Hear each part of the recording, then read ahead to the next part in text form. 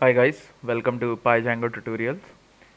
So as you know, in the last video we have successfully installed the Django REST framework. So from this video we will continue with building our first workable API, and we will also understand what serializers are and what browsable APIs are and how we can use function based API views. So all these things we will learn in this video. So let's get started. Before starting, let's understand what serializers are. So, in simple language, serializers are responsible for converting complex data such as Django query sets or model instances to native Python data types. And native Python data types are dictionary or list or uh, tuple, and converting of these query sets and model instances to Python native data type is called serialization, and the function or the method which is responsible for the process of serialization are called serializers. When after the process of serialization occurs and once the complex data is being converted to the native Python data types, this data can be easily rendered into JSON or XML. uh, I mean, APIs are generally JSON, as we can see if any of you have worked with APIs or REST API before this, you know that REST APIs are usually JSON data, a huge JSON data that you can rendered in the front end however you want. So this is what serializers is. I mean, JSON and XML are some of the content types. I mean, there are different content types than JSON and XML, but JSON and XML are something that is easily understand by the front end and is popularly and widely used. Also, serializers are also responsible for the deserialization process. As the name suggests, deserialization is means converting Python native data types such as dictionary or list into complex data such as query sets or model instances. Serializers are also responsible for deserialization, which means it allows parsed data to be converted back into complex data after validating the incoming data. Serializers are also responsible for deserialization. And now I hope you understand what serializers and deserializers are, what serialization and deserialization are. So now we have to understand how we can work with serializer and how we can create a method for serialization or for converting data types, I mean complex data into Python native data types. So to work with serializers, Django REST framework provides a special class called serializer class. This works in very similar ways such as Django form class or Django model form class, and this serializer class includes similar validation flags such as max length or default or required attribute, or null and blank attributes. So these are the attributes that are also present in model form or normal Django form. Similarly, these validation flags are also present in serializers class. So this is the class we will be using for making our serializer or model serializer. Now I'm saying now, as of this video, we will not learn what model serializers are, but in the coming videos we will understand what model serializers are. I mean, in general, model serializers are responsible for creating serializers that deals with model instances or query set. Very similar in models and Django model form. Like, you have model and you want to create a form for that model, you use model form class. Similarly, you have a model and you want to create a serializer for that model class, you use a model serializer in general. But in coming videos we will understand in much more depth what model serializer class is. As of this video, we have a simple serializers class to deal with the process of serialization. Now, DRF provides this serializer class explicitly, through which we can control the output of our response, like what are the response we want to present to the user when the API call is made or API is being hit. Like, suppose we have an employee table and user who is making a call to the API wants to get the information about the employee, and he or she only wants to know what is the company that employee is associated with. So these all controls and these all validation can be made in serialization class. So this is what a basic overview of serializers are.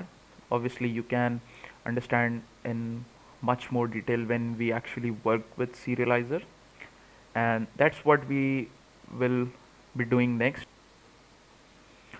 So let's get started with our coding part. So I'm gonna start with a brand new project. Let's name it Django Dash admin start project. Let's name it tutorial rest 1. Let's move into this directory and let's create our app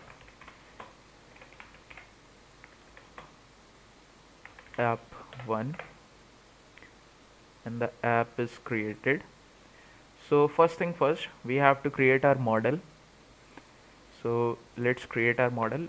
It will be a very basic model. As of now we are not understanding what authentication or API authentication policies we will use, so we can work with basic Django model, and in the next coming videos we will create much more complex model and how we can work with authentication and authentication policies of API. That we will understand it later, but as of now we can work with normal basic Django model. So this will be class. Let's name it employee models dot model. First is name of employee, models dot char field, max length 100, and required required won't be necessary. And second is company name. This can also be models dot char field, max length 150,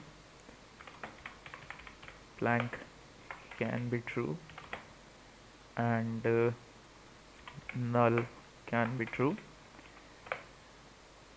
Let's say emp id is also required, models dot char field, max length 10, id can be null, and null equals to true. Let's give a string representation, and we want to return the name of the employee whenever someone prints this model object. Let's save this, open our admin.py, and let's register this. So from app1.models import employee admin.site dot register employee. Let's make the necessary migrations. Python manage.py make, let's make the migrate command. Now let's run the make migrations command. Make migration app1 Oh, yes, we haven't registered our app yet. So let's do that. App 1. Now let's do this. Run the migrate command. Python manage.py. Let's create a super user because we have to add the data.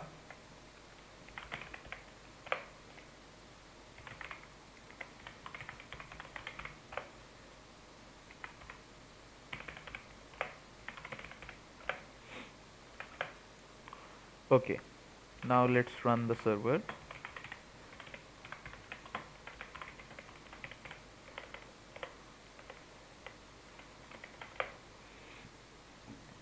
So our server is up and running. Let's check the server.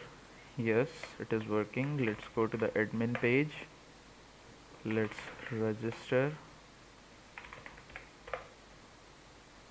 and we have employees table. Let's register. Let's add few of the employees. Let's say uh, Joshua. Company name is, let's say, maybe Joshua is working in Google. Employee ID is 432. AB. Save and add another. Let's say Sarah, and maybe she is working in Microsoft. Let's say her ID is 46LKO. Let's say now we have Rohan, and maybe he is working in Netflix. We can give all the FANG companies. I mean, it's a dream for most of the people to work in FANG companies. So let's list out all the FANG companies here. So Rohan is working for Netflix. His ID is 897 IOP, and maybe let's say, what do I give? Maybe Anshu. His ID is 635 HJY. Sorry, ID we have to give here, and let's say his company is PyDjango. Add another, let's say Aman, and his company is Facebook, or it's Meta now. So it's Meta, ERT, and I think that's all for now. Let's register 5. So now we have our model. So now I think we can start working with serializers, and then we can create our first browsable API using function based API views. So let's get started with that. So let's get started with our serializers. So we have to create a separate file called serializers to work with serializers. So let's name it serializers.py. First we have to import from REST framework, import serializers. uh, let's create a class. It's very similar to creating a form for the model or creating a model form. So just type it along with me, and you can understand in the process what we are doing or what actually is happening here. So let's create employee serializer. It is serializers dot serialize, serializer actually, like in model. Here we are doing from models dot model. Similarly here serializers dot serializer, And similar to model, we just have to define the fields that we want to serialize. So it's up to you, but we can give the same name to the field as we have given in the model. So we can use the same name, and that's what I will be using. It's more understandable that manner, that what field actually corresponds to which field. So I'm gonna use the same name. You can obviously use whatever name you want, because at the end you just have to pass your model to your to your serializer class, and rest all the work is all the heavy lifting is done by Django REST framework itself. So let's give it a name, and similar to, I don't know why my pylons is not working, so let's check that. Let's go to command, select interpreter, and it is selected actually, but then also it is not working. mm, let's use the base one. Yeah, I don't know for what reason my virtual environment is not selected. So now we can do serializers uh, dot char field. So similar to models, here we have models dot char field in serializers. Through this serializer class we have access to this char field, and similar to model dot char field, we can provide max length here, and I think we have given 100 to the name, so we can give 100. So next is uh, company name. This is serializers dot char field, max length 150, and this is company name. Let's copy this name from here. Then we have emp id equals to serializers dot char field, max length is 10, I guess.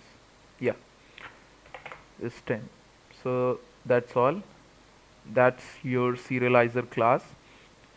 Now before using our serialization or serializer class to render the data, we first have to understand the API view and how we can create our function to render those APIs call and use serializer to make a browsable web APIs.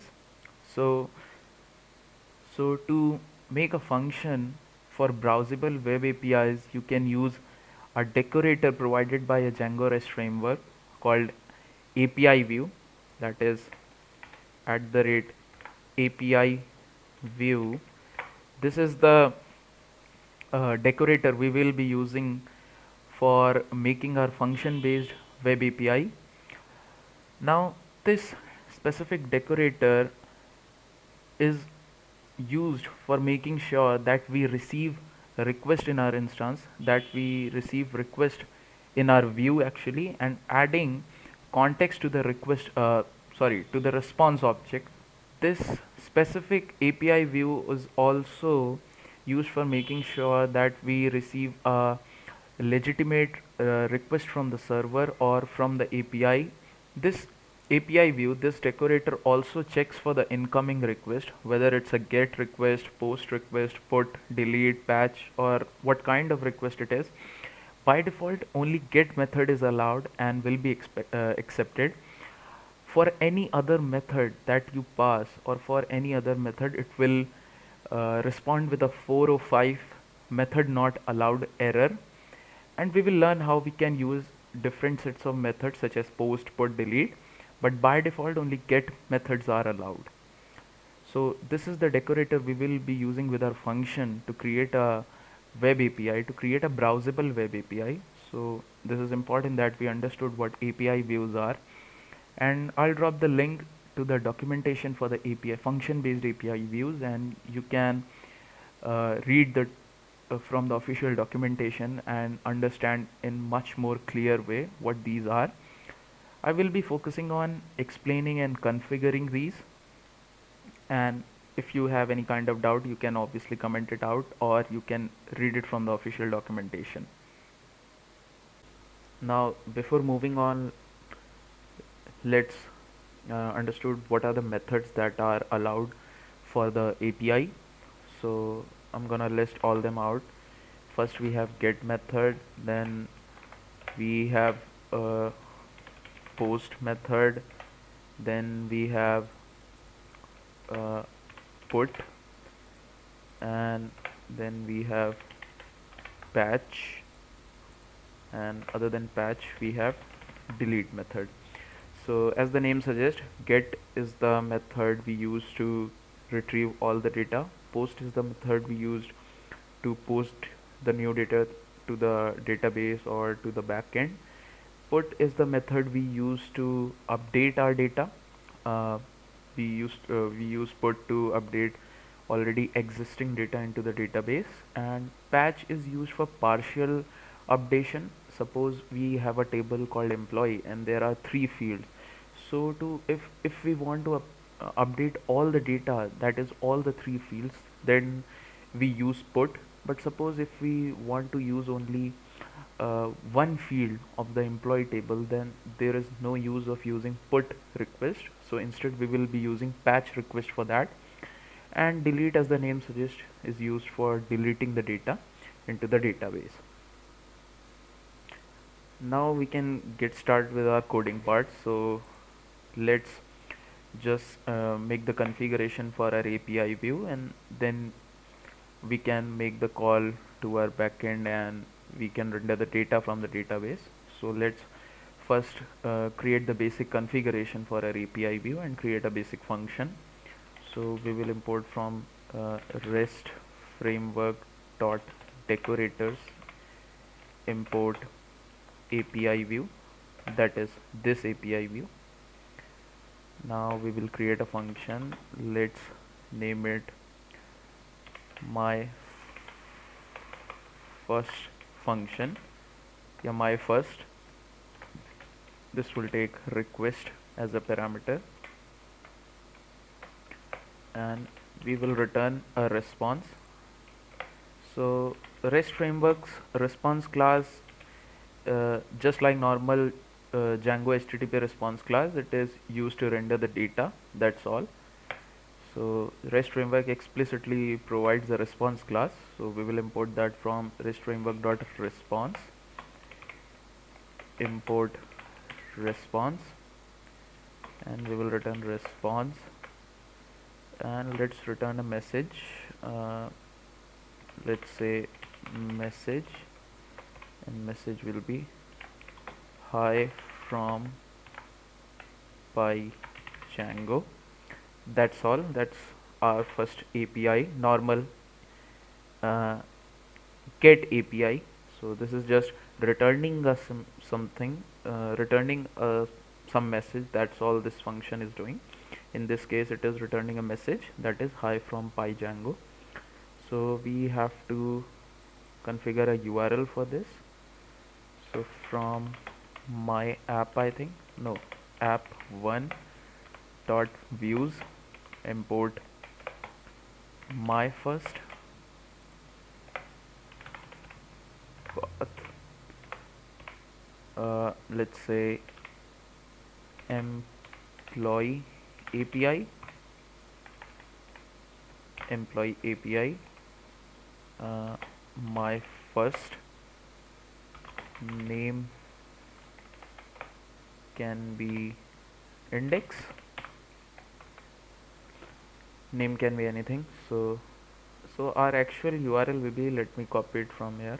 So our actual URL will be this, and then we have to, so this is our actual URL. If I copy this, and I have Postman running in the background, let me open the Postman, let me paste this URL here, and as you can see, so as you can see, I have get request here.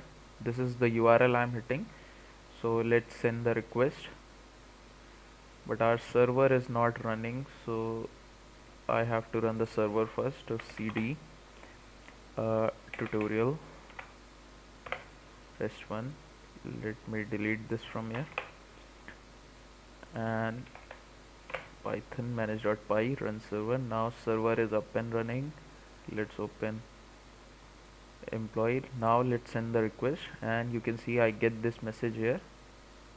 I don't know if you can see it or not, but I get hi from PyDjango. In preview you can see, I think, hi from PyDjango from Pretty. So actually I'm getting a response from the database or from the backend. So our API, that is this API, is working. Now we have to configure this function in such a way so that we can render the data from our database, that is employee database. Whenever the API call is being made to this API, or this API is hit, we want to render that data. So that's what we will be doing now. Now by default, the request we are sending from our first function, my first function, is a get request. Now suppose we want to deal with the post request. So we can give the argument to the API view decorator as in a list, and we can define what are the methods we are using while making the request. So what do I mean by this? So let me just copy paste this function once again, and let's just comment this out, and let's say I want to deal with a post request. So what I'll do, I'll create a list with the post as a argument in the list. Now by default it's a get request, so we have to check in a similar fashion we do in Django. So if request dot method equal post, so we will return, then we will return the function, and we can give the message post request from PyDjango. Let's rerun the server and test this out. Or to test it better, we can give the else statement. So else return response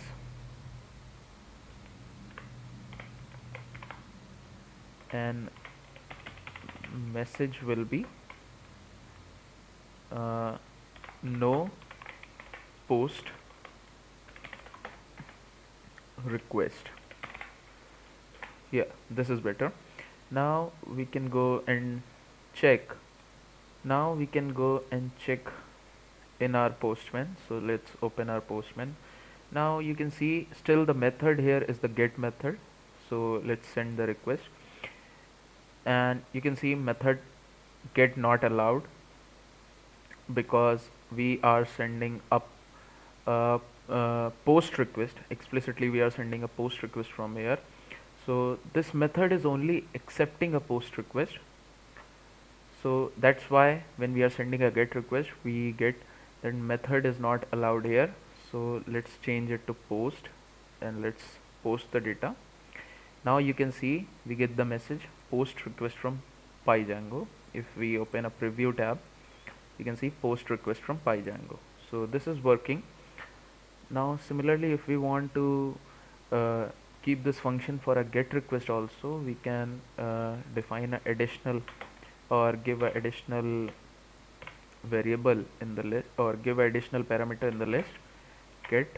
Now it will be checked for get request also. Now if we come to our Postman and send a get request, we will get no post request because it is checking for post request also.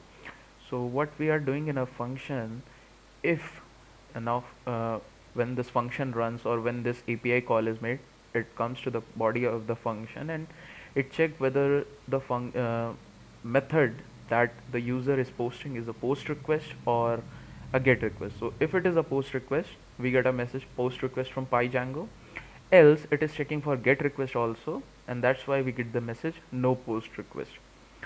So I hope I'm clear till now, and then we can move further. Now we can proceed further. Now while we are working with API view, so as I have talked earlier about browsable web APIs, so Django REST framework comes up with a special feature or functionality. We can work with our API in the browser itself, and that's why I've been calling them browsable web APIs. Now because we are using this API view, we can work and interact with our APIs in the browser itself. Now what do I mean by this? Let's open our browser and let's paste that link that we have copied earlier. So this is our Django local server, and we have used the same URL that we have defined in our urls.py, and let's press the enter button. So you can see this is something that is explicitly provided by the Django REST framework. So this isn't the page, or this isn't the HTML page that we have created. It is given by Django REST framework so that we can work with our API. Now you can see, because our function accepts post and get request both, that's why it is written here method allowed post and get. And because the first time we are accessing the page, that is, we are making the get request to the server, and we have define in our function that when the request is not a post, we want to give the message no post request. And that's why here, let me zoom it out, you can see we get the message no post request. So we will use this browsable web APIs a lot, and I think this is very cool feature that is provided by Django REST framework. And because of this, we don't have to use Postman at all. I mean, if you want, you can use it, obviously, if you think Postman is a better tool, and if you like Postman, and if you want to work within Postman itself, you can use that. But you can use your API view and browsable web APIs to test your APIs. So it's up to you, whatever you like. Now I think we can start creating a API views to render the data from the database and post the data using our web APIs. So let's get started with that. So now we are ready to create our first API so that we can render the data. So we will be using this API view to create a CRUD operation using Django REST framework. So let's delete all this, and we can call this employee REST API function, and now this will accept post, get, put, and delete request. That is all primary methods that API accepts. So let's first work with the get request. So if request dot method equal get, that is, user is making a get request to the API, so we want to get all the employees.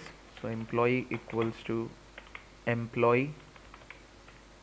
We haven't I think imported the employee model, so let's import that. So from app1 dot models import employee, and from app1 dot serializers import employee serializers, because we will be needing employee serializer now. So let's get all the employees. So employee dot objects dot all, this is a normal Django ORM query that we are using. Now we have to serialize this data, so we can name it employee or emp serialize equals to employee serializer, and we will pass this employee. Now there is an additional argument that we have to pass, many equals to true, because there is more than one data in this employee object, so that's why we are passing this argument many equals to true. In case we are just retrieving a single object, that is a single unique object, we don't have to pass I think uh, we shouldn't be passing this many equals to true argument, but in this case we have to pass. Then we just return response, return response, and we will return employee or emp serialize dot data. So this is what we are returning. Now let's copy this function name, and in our urls.py we have to import this function. Now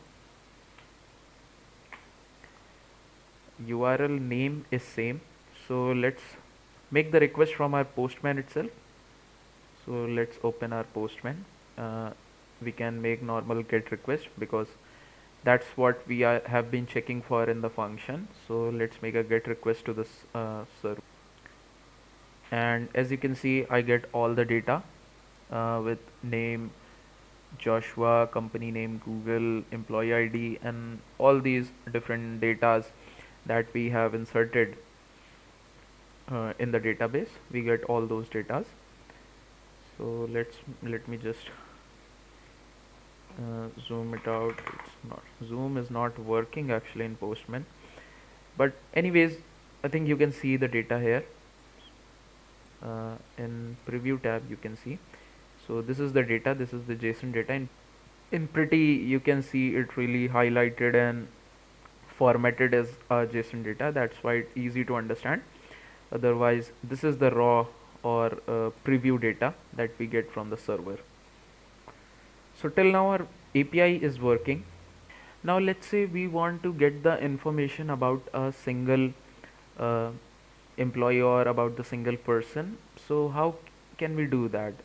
Normally what we can do, we can send a normal query parameter from the URL, that is from this URL, and we can get that URL from the uh, uh, request method from request, and we can use that query to query our database and get the single data or data about a single user or single employee. So this is what we will implement now. So let's say we are passing ID as 1. So this is a query parameter, so we are passing this ID, so we can get this ID in the function and we can use this ID to get the data about the single object. So that's what we will implement now. So let's come to our function and let's implement it here. So we will get the ID equals to request dot data dot get. Now the query parameter is ID, so that's what we will use. Sorry. Now if we or if the user haven't passed any query parameter, that this ID will get none as an object, but since we are passing it, so ID will have something, so that's what we can use. So we can make additional check. If ID is not none, in that case we will get a single object. So emp equals to employee dot objects dot get id equals to id. We will serialize this. Serialize equals to employee serializer emp, and we will return response from here only. Return response serialize dot data. Now if id is none, by the case if we haven't passed any id and id is none, then this if block will not run and the code will simply execute from this statement. That is, we get all the data, we serialize that data, and we send the response.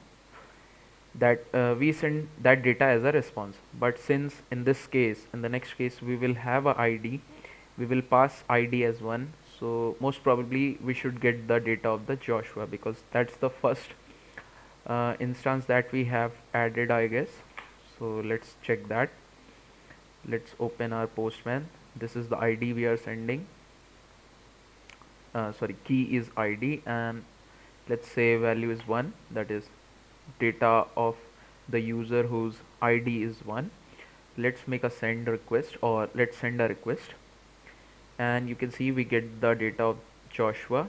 Let's pass the ID as 3, and you can see we get the data of Rohan, who is working for Netflix, whose ID is 897IOP.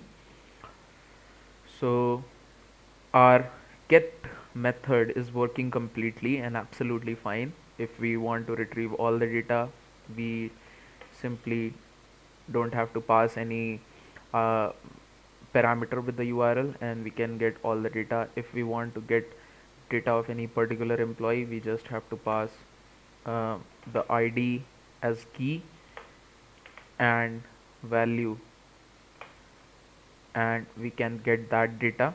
So till now it's working absolutely fine. I think now we can move on to the post request. Now similarly, we can check if the request that user is making is a post request. So if request dot method, sorry, it should be method equals to post, then we should call our serialize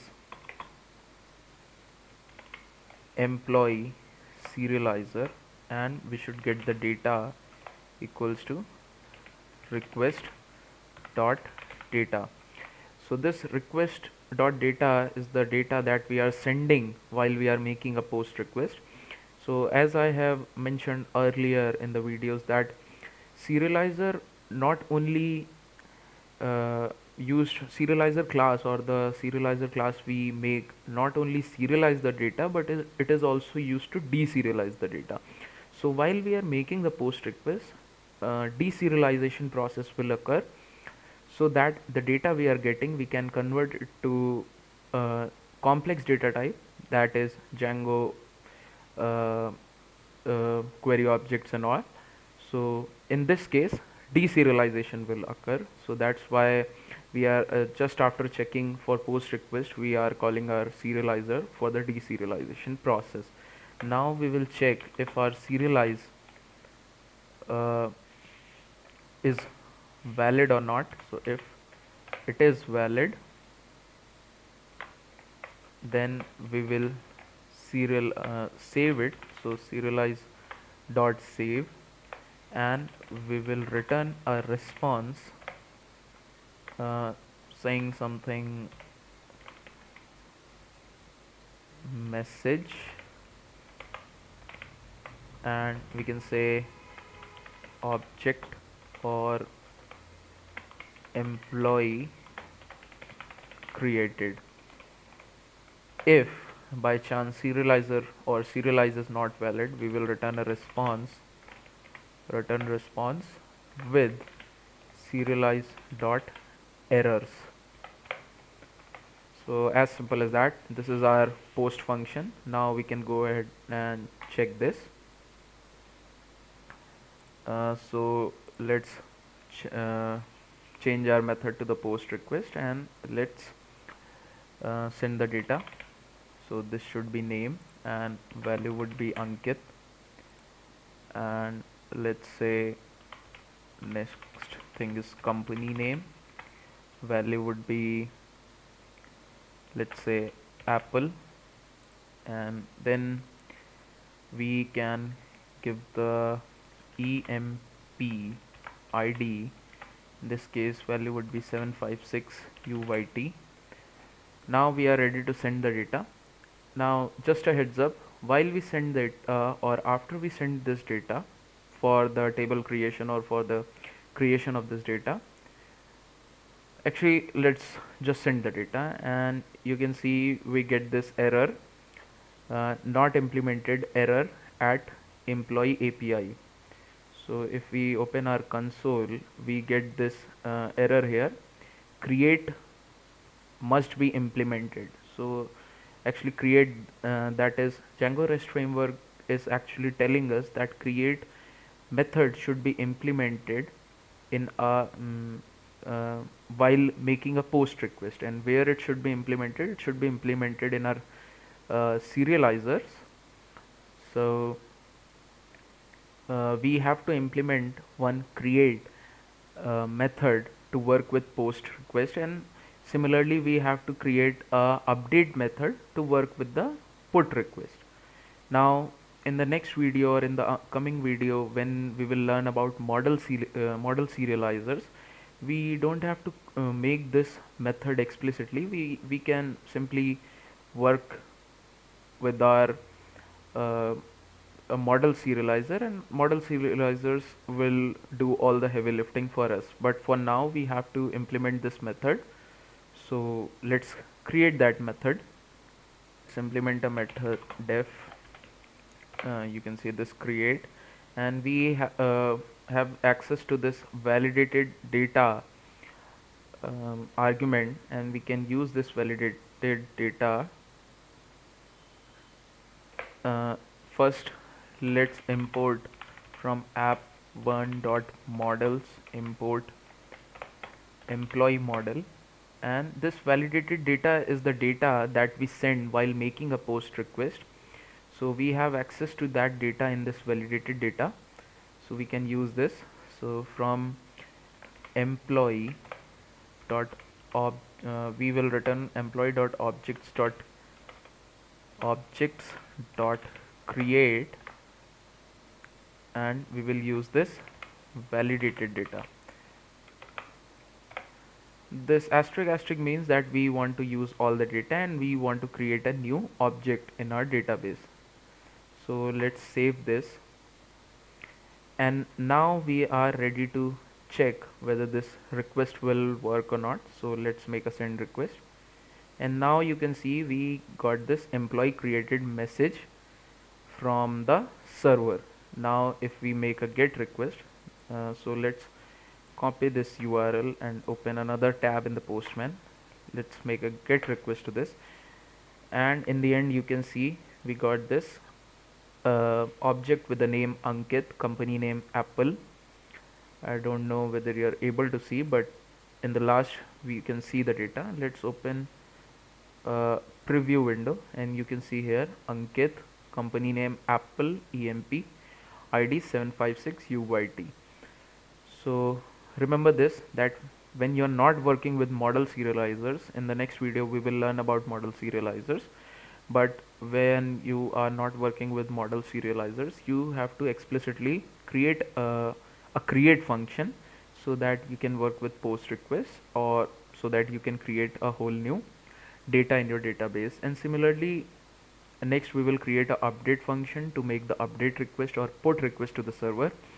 But once you work with model serializers, this all the heavy lifting, this create update methods are already provided by model serializers, so you don't have to do anything extra or anything on your own. This is provided by model serializers. But I mean, you should know how you can work with serializers independently when you're not using model serializers. So this was the motive, to make you understand create and update.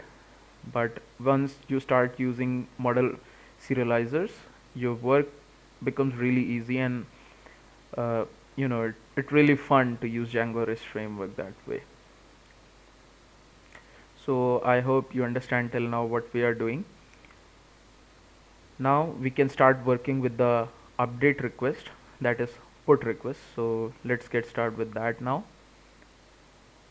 So now we should explicitly check for the put request. Let's make this window smaller, and let's remove this print statement, we don't need it. And now we want to check for if request dot method equal put. Now while making a put request, we want to first, you know, tell the server that what's the data, that what is that unique or particular data that we want to update. So to get that data, we want the ID of that object, we want the ID of that model instance. So that's what we are getting here, ID equals to request. In a similar fashion, like here we get request.get, we will use this statement only.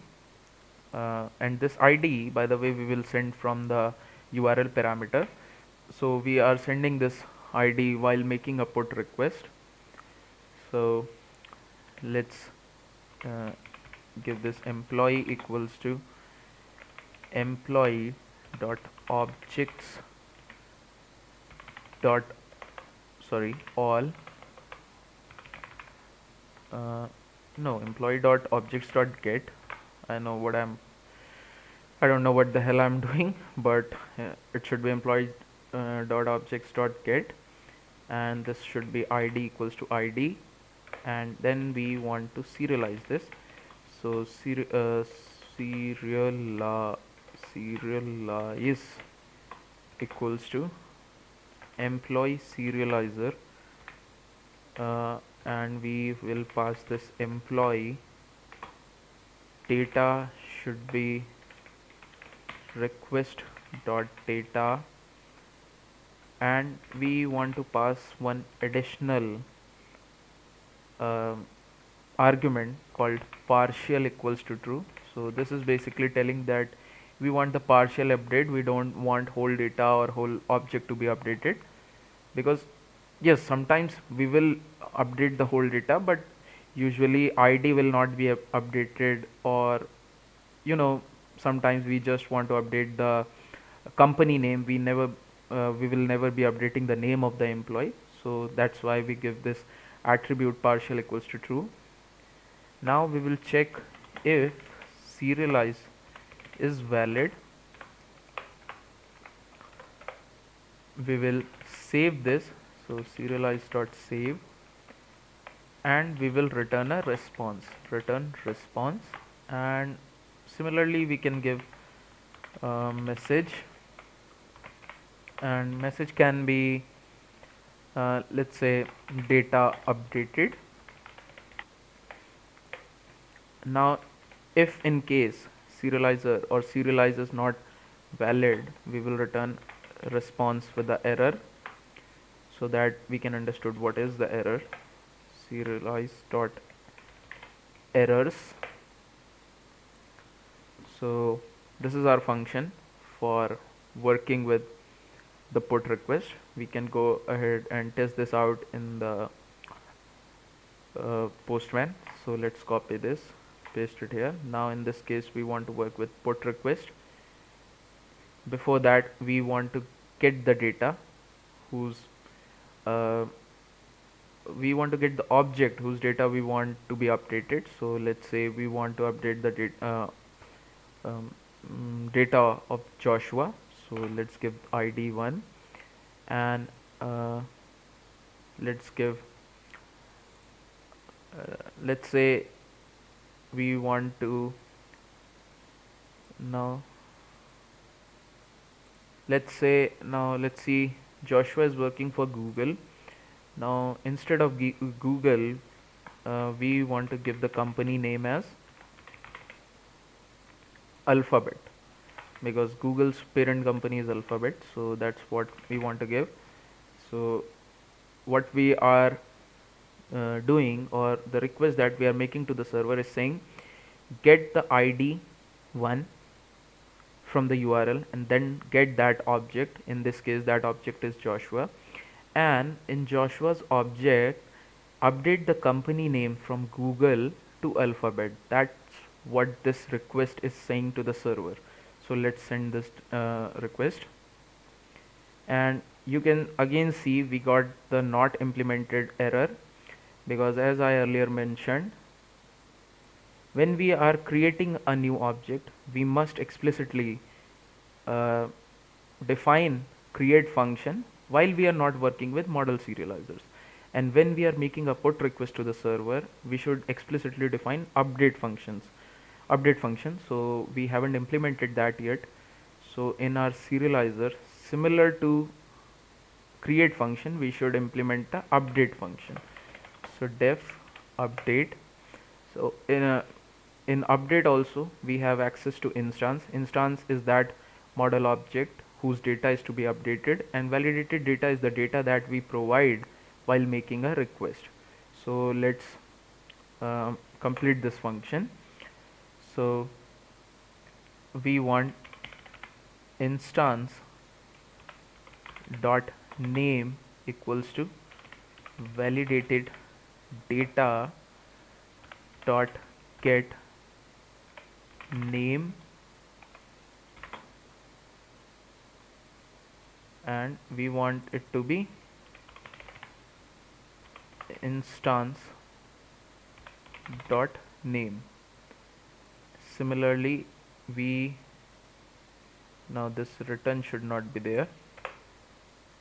Similarly, instance dot company name should be validated data dot get we will be passing company name, and that should be equals to instance dot company name. Similarly, instance dot emp id equals to validated data dot get emp id, because that's what we will send from the data. Instance dot emp id. Now we will save this instance dot save, and we will simply return this instance. So this is our update function. Now we are ready to make the request. So let's get the id one and make company name as alphabet, and you can see data updated, because that's the message we are sending once the data is successfully updated. Now when we make request once again, you can see in case of Joshua, now the company's name is alphabet. Similarly, let's say we want to uh, make the company name in Aman's case as Facebook, because now Facebook is obviously a meta, but let's say 1 2 3 4 5. So Aman's ID is probably 5. We can actually test this out.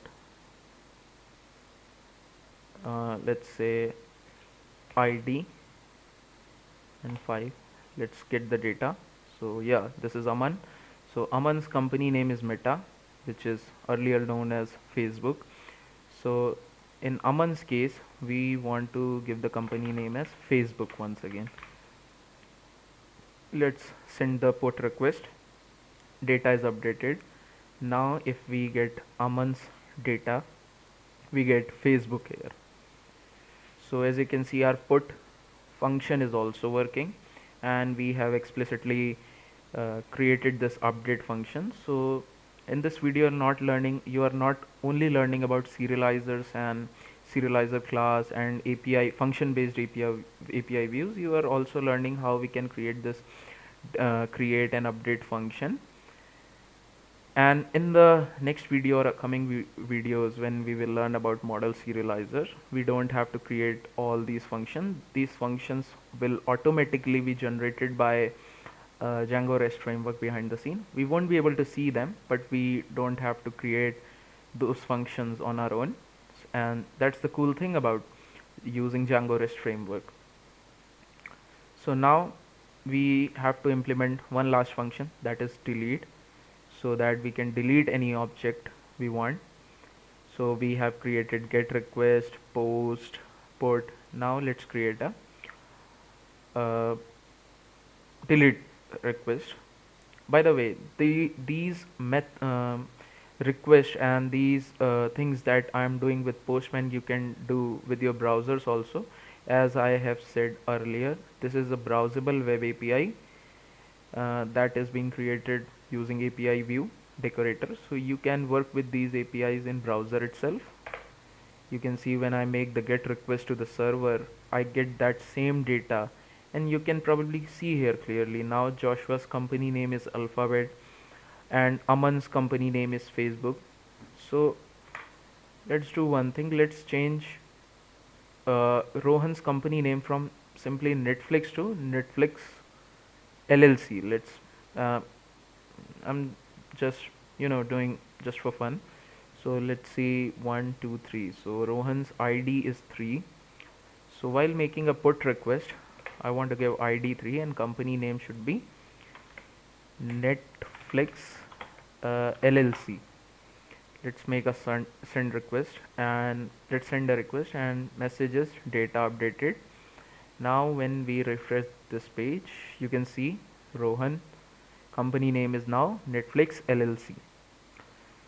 So you can work with these APIs in the browser itself, but I think I like Postman. I'll be using browser also later, but for now I'm sticking to Postman as of this tutorial, but later we will use browser also.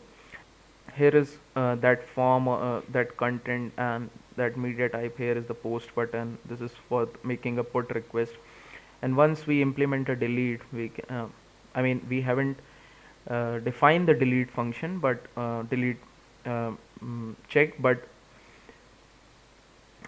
in the list we have given this delete object in the list. That's why we are getting that delete button there. If let's say I remove this from the list and save this, and let's refresh this page, you can see I am not getting that delete button now. So let's put that back, and because this delete we have mentioned in the list, that's why we are getting that delete button, you can see. So we can make a post request, put request, and we can delete the object from the data from our API using our API. So let's complete the last action, that is delete action, and then we will continue further. So let's get started with our delete action. Now if request dot method equal delete, then we want to get the ID request dot get ID, and we want to simply delete the employee obj. First we will get that object, so employee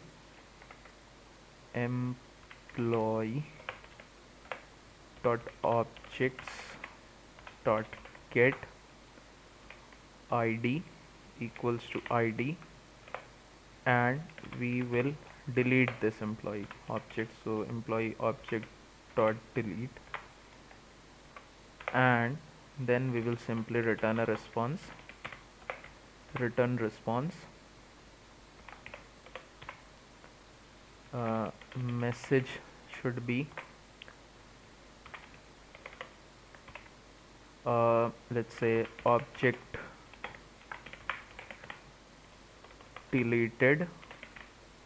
So just a simple message. So let's check this in our Postman. Let's open another tab,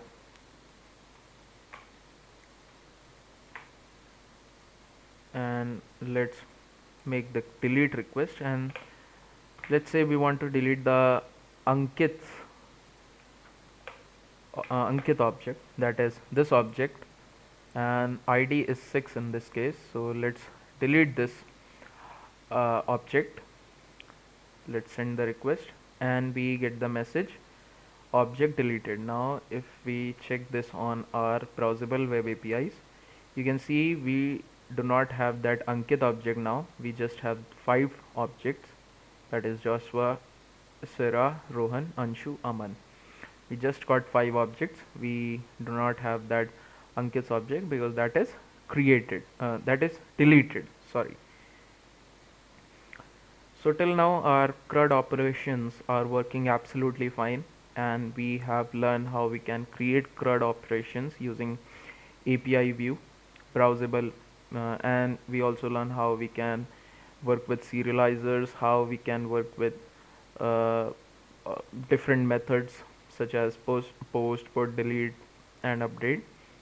We also learn how to create this create and update functions, and in the coming, as I mentioned earlier, in the coming videos we will learn how we can create those model serializers so we don't have to do this heavy lifting on our own.